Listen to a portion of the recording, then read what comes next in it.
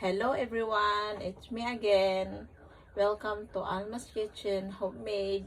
Ipapakita ko sa inyo yung kung paano ako mag-marinate ito. Kasi alam ko lahat marunong mag-marinate pero meron akong sarili. So, i-share ko lang sa inyo.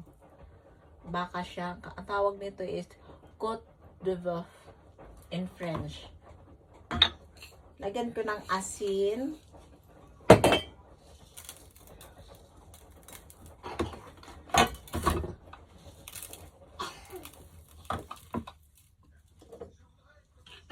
Paminta, pepper, baliktaran,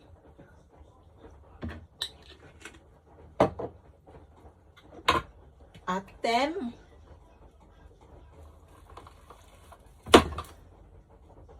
siya ganito. Tapos herb of ubans,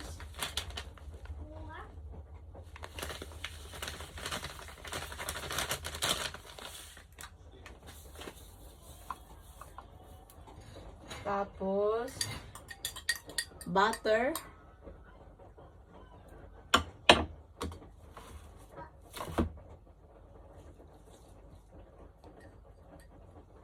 massage mo na lang, massage. Tapos mustard.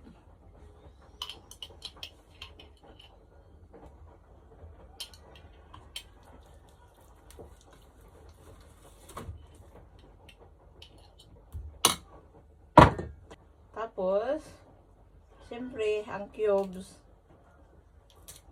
Lagi talaga itong present. Itong cubes.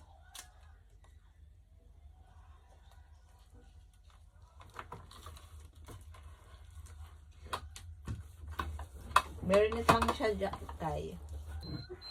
Tapos, wine, Porto. Red wine siya, ha? Red wine.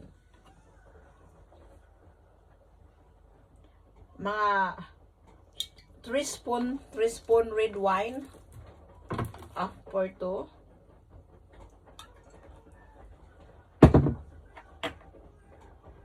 Taka ng 3 spoon kasi marunong ako magtansya. Pero isusulat ko ang recipe sa the end. Tapos fresh garlic, onions,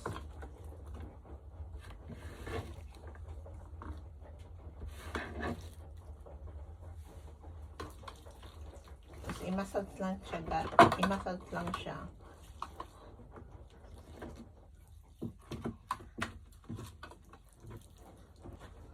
Wala, is done, tapos na.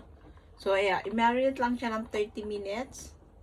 Tapos i-oven. Kung wala naman kayong oven, pwede siyang lutuin sa kawali. Tapos tansyahin nyo lang kung gusto nyo ng, kasi pagluto niyan, hindi masyadong luto, yung medyo hilaw pa sa loob. Para hindi sa titigas. Okay? So, thank you for watching.